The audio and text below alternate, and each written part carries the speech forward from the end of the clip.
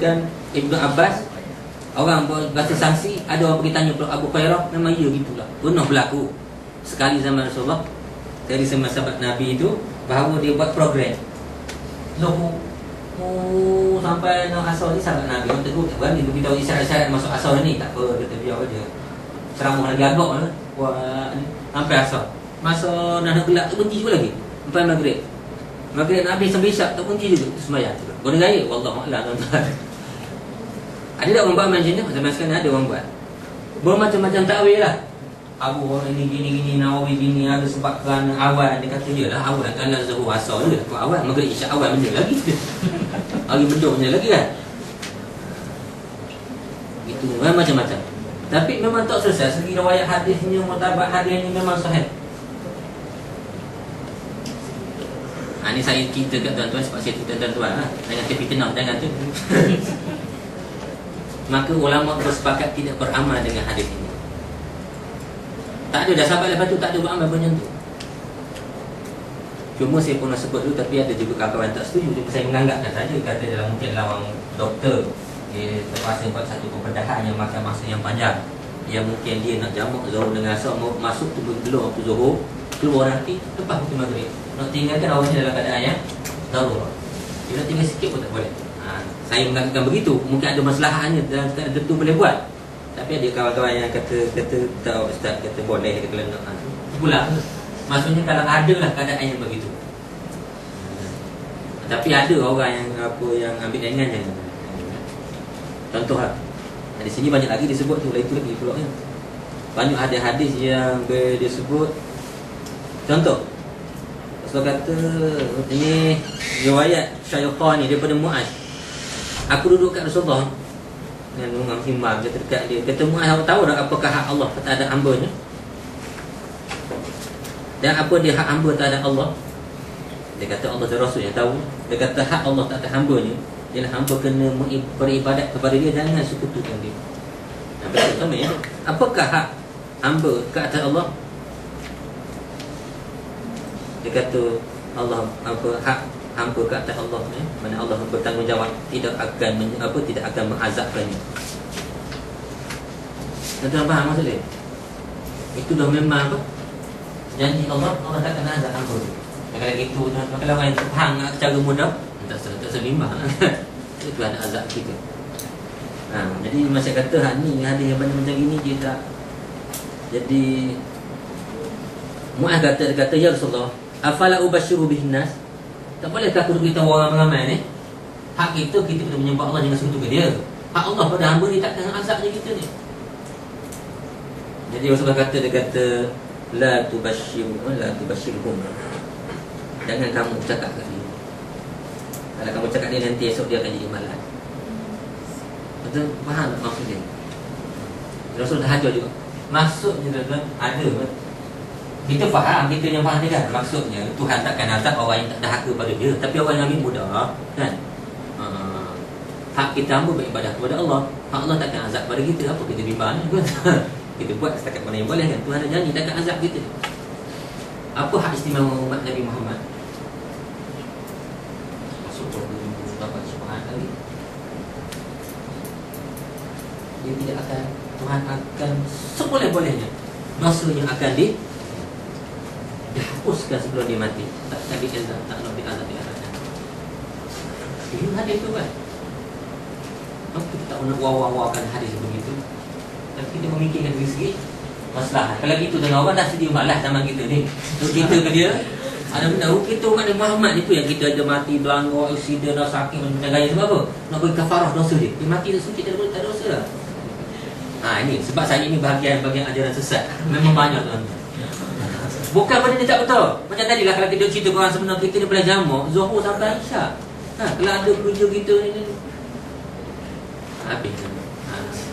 Maknanya sebab kefahaman amalan masyarakat sampai tahap itu, maka tak ada benda yang tak boleh cerita.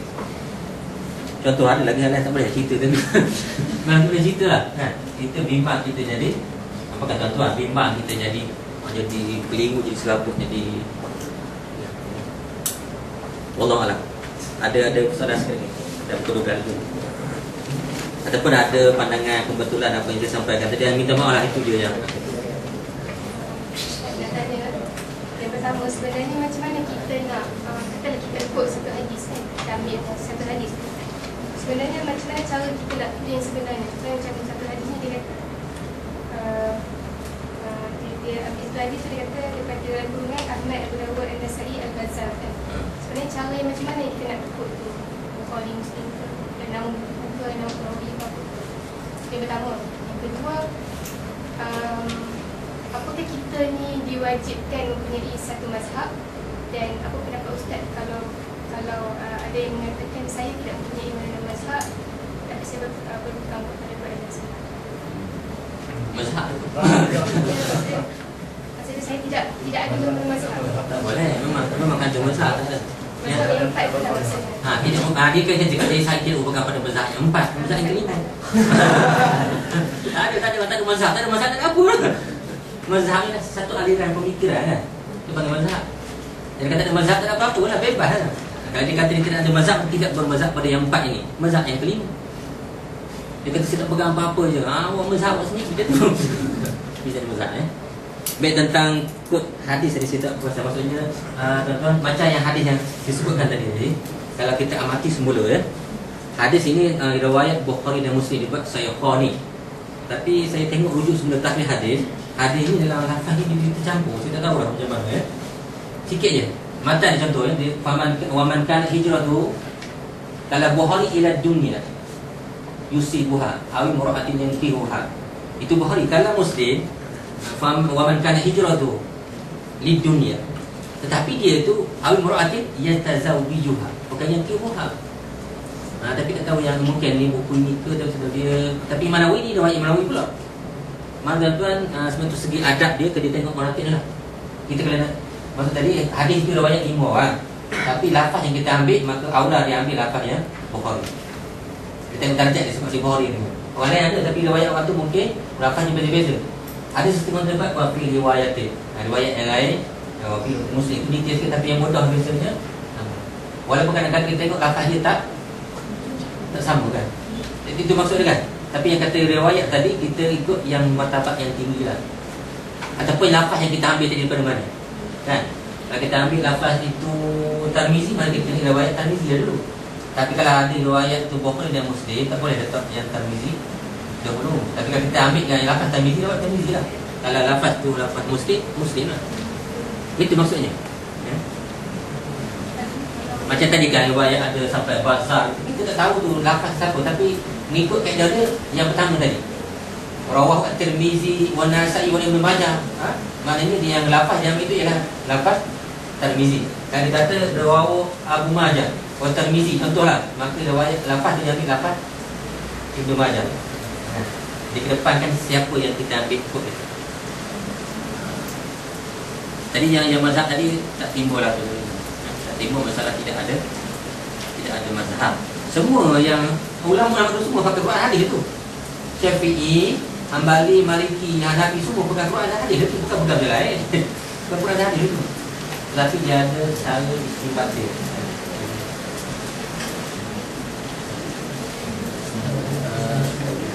Dalam pengertian murtah apa yang Nabi katakan, apa yang dibuat dan apa yang dikurangkan. Kemudian dalam tulisan yang dikata ada sunnah taqiyah. Apa pendapat Ustaz tentang Ya betul lah. Sunnah tarkiyah, di sunnah yang kita kena tinggalkan, tak boleh ikut. Itu tadi macam tadi Nabi berkahwin semasa lebih pada 4 orang. Sunnah tarkiyah kita sunnah, tapi sunnah kita kena tinggalkan, tak boleh ikut. Ustaz bukan dalam masalah Maksudnya Nabi tak buat macam tu. Nabi tak buat itu juga sunnah, dan kita tak boleh buat itu. Yelah, maksud begitu. Maknanya yang Nabi tak buat, kita tak boleh buat juga. Baik. Tuan-tuan, sebab kita kena gini Sebab tu sunnah dalam pengertian yang umum memang macam tu. Contohnya yang katakan sahabat Nabi, amalan ahli Madinah. Amalan ahli Madinah Nabi kalau ikut jalan ini, boleh tuan-tuan Nabi kan. Itu sunnah secara umum. Yang Nabi tak buat, kita buat juga. Tapi apakah yang Nabi tak buat, kita buat menjadi salah? Sebab segi usul fiqh dia kena ada, dia panggil dia al-amr wan nahi. Dia ada bentuk suruh dan bentuk tegak. Kalau yang suruh sungguh-sungguh sampai wujud wajib, kita kena buat.